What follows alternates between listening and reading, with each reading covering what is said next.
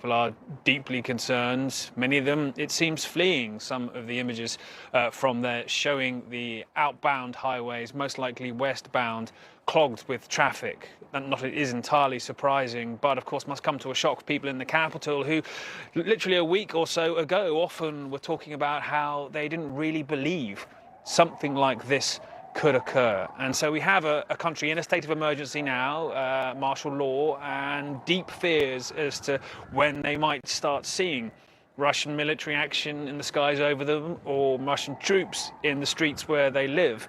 You can hear police sirens intermittently here in Odessa. I can tell you, Michael, we did hear really believe from the Interior Ministry earlier on that Odessa may have been subject and so we have some sort of invasion that hasn't borne out from what we've seen here, but obviously Odessa area is larger, so these are things that we continue to try and assess. This being so vital, I think many think, to any part of Russia's bid to pressure Ukraine's economy or infrastructure, generally speaking, going forwards. But this is a startling day for European history, frankly. All of the worst predictions about what Vladimir Putin's regime were capable of have come true this morning, even if this is the extent of what he plans to do. If he is simply just trying to probe into Ukraine to spark this kind of fear, make a series of demands and extract concessions, this is still a moment where every member of NATO should be taking stock, and the people of Ukraine, who are desperate for some kind of outside assistance in this, really waking up to a new world. Michael? Indeed, Nick, appreciate your reporting there. And before we go to Katie Bolilis at the Pentagon, let's have a look at that video of those cars pouring out of the capital, Kyiv, an extraordinary traffic jam heading west. We know of people here, we've interviewed people here who fled Kyiv a week ago because they were worried about what could happen. And that is a remarkable image there. People pouring out, or not moving because there's so much traffic, trying to get out of the capital of a major European country, escaping the Russian army. That's absolutely extraordinary. They could be heading here to Lviv. Poland is readying itself for refugees to come across. We've already seen images of people lining up outside gas stations all over this country and outside ATMs as well. Utterly extraordinary images there. Let's go to Katie Bolilis at the Pentagon and the reaction there, Katie. Yes, so, look, U.S. intelligence and defense officials have been warning that this potential worst-case scenario could be in the offing really for weeks now. And of course, now what we are seeing is the most maximalist version that they had warned was possible playing out.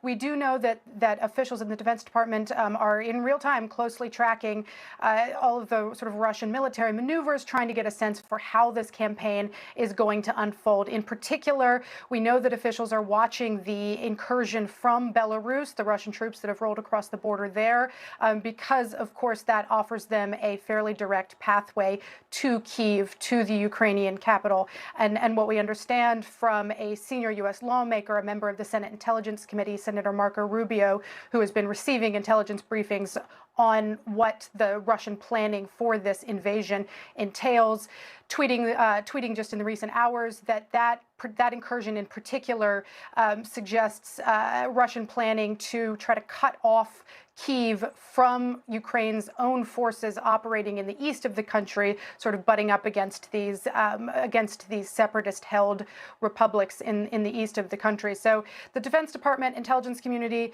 closely looking really at this point at how the ground campaign is going to unfold and what sort of air support might be brought in to bear in order to facilitate Ukraine's that ground campaign operating in the east. The big question right now, I think, is will Russia attempt to hold territory? Russia has obviously said that it doesn't intend to occupy territory, but obviously we have seen them say one thing and do the complete opposite multiple times in recent months.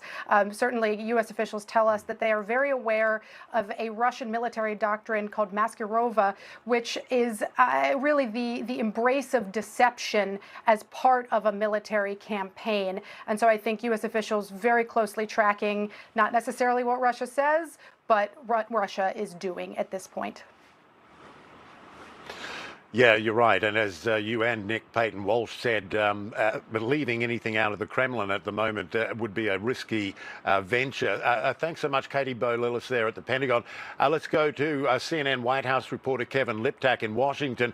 And the Biden administration, Kevin, they were saying all along that if this would happen, there would be punishing sanctions. What do you know of what's planned?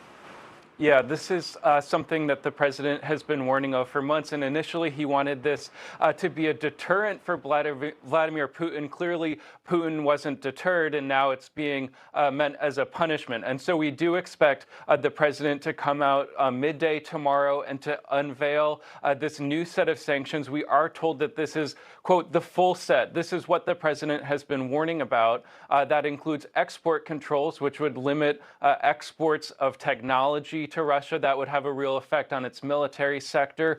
We expect new sanctions on financial institutions, and we expect new sanctions on members of Putin's inner circle and their family members. And that's important because the U.S. is trying to avoid these oligarchs from funneling their money in a way that would protect it from American sanctions. So we're told that the president was on the phone with the Ukrainian President Volodymyr Zelensky just before midnight Washington time. They spoke for a few minutes. The president said that Zelensky reached out to him to speak as his capital was coming under siege this evening. And in a readout of the call, the president said that Zelensky asked him to call on the leaders of the world to speak out clearly against President Putin's flagrant aggression and to stand with the people of Ukraine. Now, tonight, we're told U.S. officials and European officials have been on the phone to try and coordinate these sanctions that they plan to unveil tomorrow. Under siege this evening. Also in a readout of the call, the president tomorrow with members of the G7 and a virtual call to speak out clearly to try and coordinate these sanctions. There have been some questions about how willing certain European nations like Germany, like Italy, that have a much closer economic relationship with Russia than the United States, how willing they will be to impose really harsh sanctions against Russia. The president clearly wanting to get all of them on the same page in this call tomorrow before he comes out and addresses the American people. But clearly this is a jarring night for the White House. The president has been warning about sort of the step-by-step of how this would unfold really over the last several weeks and months, and you're seeing it now unfold tonight. The president will sort of reckon with that reality tomorrow when he addresses the American people, Michael. Yeah, and I don't know if you've been able to get a sense, of course it's the middle of the night where you are, a sense from, these sanctions have not worked so far. Clearly the Russian leader has baked in the fact that there would be more punishing sanctions.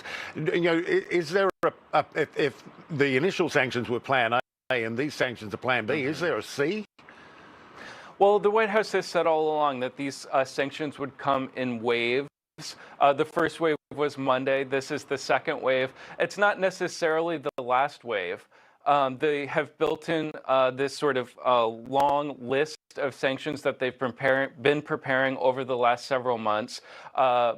That includes things like removing Russia from the SWIFT banking system, even sanctioning Putin himself. Those are not necessarily things that we're expecting tomorrow, but they're also things that the White House has left on the table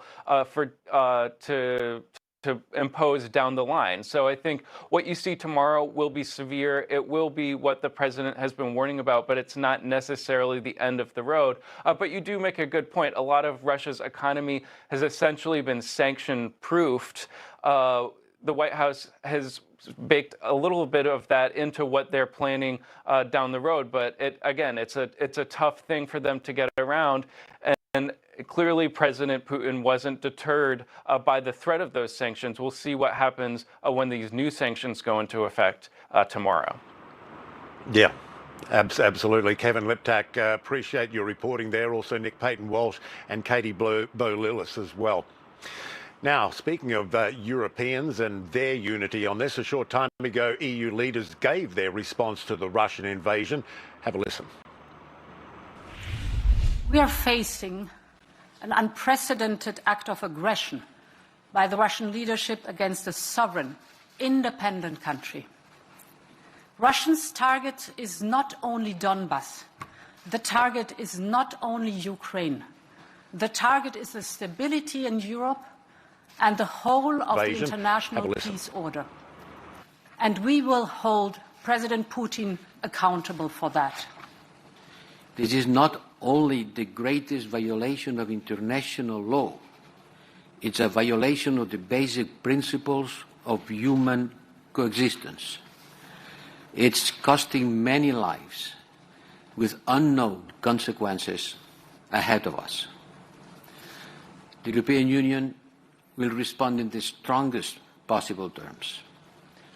President of the European Council, President Michel, has called for a meeting of the European Council this evening, and they will agree and provide political guidance to adopt the stronger package, the harshest package of sanctions we have ever implemented. The long-feared Russian incursion into Ukraine is underway. Do stay with us for our continuing breaking news coverage of this attack on Ukraine. We'll be right back.